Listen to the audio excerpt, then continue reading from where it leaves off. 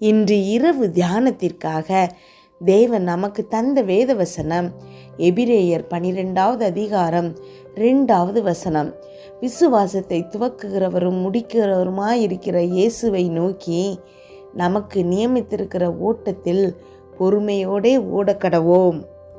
கிறிஸ்துவுக்குள் பிரியமானவர்களே, நிறைய நேரங்களில் இயேசு கிறிஸ்துவை சாதாரணமாக இட போட்டுரும். யோவான் 4வது அதிகாரத்தில் ஒரு சம்பவத்தை நம்ம வாசிக்கிறோம். அவர் ஒரு கிணற்றின் அருகில் போய் சமாரிய பெண் ஒருத்திக்கிட்ட தனக்கு குடிக்கும்படி தண்ணீர் கேட்குறாரு. அந்த நாட்கள்லாம் யூதர்கள் சமாரியர்களோடு பேசுகிறது, ஏதாவது விஷயத்தில் ஈடுபடுறதுங்கிறதெல்லாம் ரொம்ப ஆச்சரியப்படத்தக்கதான, அதிர்ச்சி தரக்கூடியதான விஷயம். அதனால் அந்த பெண் கேட்குறா, நீர் எப்படி என்கிட்ட தண்ணி கேட்கலாம் அப்படின்னு. அதுக்கு இயேசு கிறிஸ்து, நான் யார் அப்படிங்கிறத நீ தெரிஞ்சா என்கிட்ட ஜீவ தண்ணீரை கேட்டிருப்ப அப்படின்னு சொல்கிறாரு. உடனே அதுக்கான பதிலாக அவர் ரொம்ப ப்ராக்டிக்கலாக திங்க் பண்ணிவிட்டு சாதாரணமாக நினச்சி, உங்ககிட்ட தண்ணி மோண்டு குடிக்கிறதுக்கு எதுவுமே இல்லையே, எப்படி வாளியோ பாத்திரமோ இல்லாமல் தண்ணி தர முடியும் அப்படின்னு கேட்குறா. அவர் பேசின விஷயம் பெரிய விஷயம், ஜீவ தண்ணீரை பற்றி. ஆனால் சமாரிய பெண் அவளுடைய நாலேஜுக்கு தகுந்தாப்புல அதை எடுத்துக்கிறா. அதில் உள்ள விஷயம் அவளுக்கு புரியலை. அப்போ அதே மாதிரி தான் நிறைய நேரங்களில் நாம் ஒரு காரியம், ஒரு பிரச்சனை ஏதாவது வந்துச்சுன்னா தேவனை குறைச்சி மதிப்பிடுறோம். அவரால் எவ்வளவோ காரியங்களை செய்ய முடிஞ்சோம், எல்லா காரியங்களும் செய்ய முடிஞ்சோம், இதை நமக்கு செய்வாரா அப்படின்னு சந்தேகத்தோடு பார்க்குறோம்.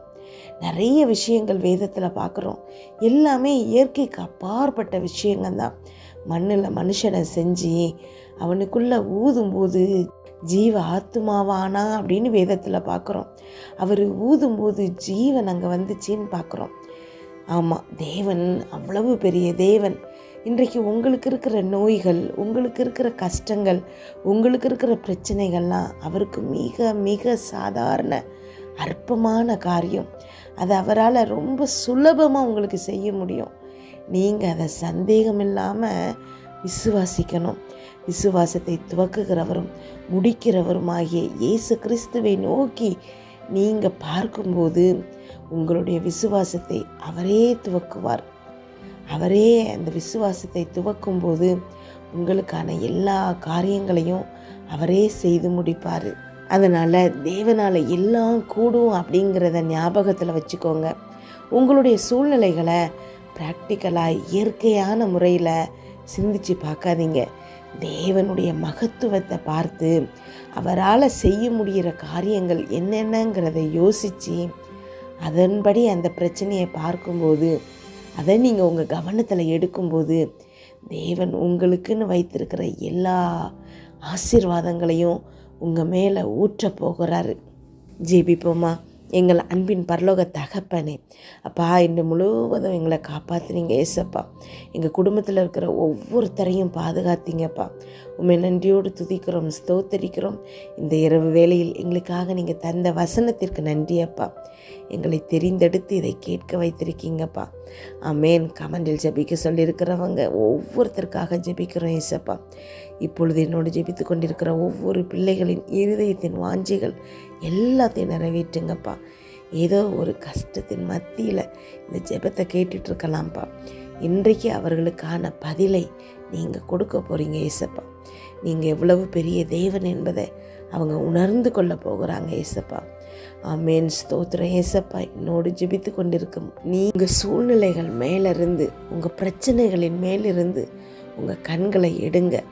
இவ்வளவு பெரிய பிரச்சனையா, நான் இதிலிருந்து எப்படி தப்பிக்க போகிறேன் அப்படின்னு சொல்லி அதை பற்றியே பேசாமல், அதையே நீங்கள் பெருமையாக நினைக்காம அதன் மீது இருந்து உங்கள் கவனத்தை எடுத்து தேவனால் எல்லாம் கூடும் அப்படிங்கிறத நீங்கள் அறிக்கை செய்யுங்க. தேவனால் எல்லாம் கூடும் அப்படிங்கிறதுல உங்கள் கவனத்தை பதிங்க. அவர் எவ்வளவு பெரிய தேவன், எவ்வளவு பெரிய அசாத்தியமான காரியங்கள் எல்லாம் செஞ்சுருக்கிறாரு. அதை தியானிங்க, அதை மெடிடேட் பண்ணுங்க. அதுக்கு முன்னாடி உங்கள் முன்னாடி இருக்கிற பிரச்சனை ஒன்றுமே இல்லைங்கிறத உங்கள் இருதயத்தில் எழுதுங்க. தேவன் உங்கள் இருதயத்தில் விசுவாசத்தை துவக்குகிறாரு. ஆமேன். அவருடைய வழிகள் நம்மளால் யோசித்து கூட பார்க்க முடியாது. அவ்வளவு பெரிய காரியங்கள் அவர் உங்களுக்காக செய்ய போகிறாரு. அவருடைய அன்பை வெளிப்படுத்தும் விதமாக அவர் உங்களுக்கு இன்றைக்கு உதவிகள் செய்ய போகிறாரு. தன்னுடைய பிள்ளை ஒரு பிரச்சனையில் இருக்கும்போது ஓடி வந்து உதவும் தகப்பன் அவர். இந்த உலக பிரகாரமான உங்கள் தகப்பனை விட அதிகமான அன்பு கொண்டவர். இவங்களால் செய்ய முடியாத காரியங்களை கூட அவரால் செய்ய முடியும். அவர் உங்கள் மேலே வைத்திருக்கிற எல்லா நன்மையான திட்டங்களையும் அவர் இன்றைக்கு நடப்பிக்க போகிறாரு. ஆமென். வேதத்தில் பார்க்குறோம், 12 வருஷம் சுகவீனமாக இருக்கிற ஒரு ஸ்திரீயை ஒரே செகண்டில் குணமாக்குறாரு. எத்தனையோ அற்புதங்கள். பிறவிலேயே குருடனாக இருந்த மனுஷனுக்கு கண் பார்வையை தெரிய வைக்கிறாரு. ஆமென். அவர்கிட்ட போன ஒருத்தரை கூட அவர் வெறுமையாக திரும்ப அனுப்பலை. எல்லாருக்கும் தேவையான அற்புதங்களை அவர் செய்கிறாரு.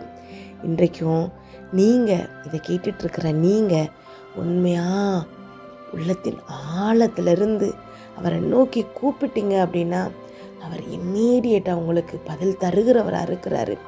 உங்களுக்கு அற்புதம் செய்கிறவராக இருக்கிறாரு. உங்களை அவர் வெறுமையாக திரும்ப அனுப்பவே மாட்டார். அவர் உங்கள் மேலே அவ்வளவு நேசமாக இருக்கிறாரு. இந்த உலகத்தில் யாரை காட்டிலும் அவர் உங்கள் மேலே அதிகமான அன்பு வைத்திருக்கிறாரு. நீங்கள் அவரை நோக்கி பாருங்கள்.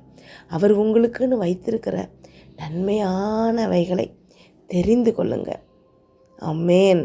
அவரை குறித்து நீங்கள் இன்னும் நிறைய அறிஞ்சிக்க முயற்சி பண்ண உங்கள் வாழ்க்கையில் அற்புதங்கள் நடந்துக்கிட்டே இருக்கும்.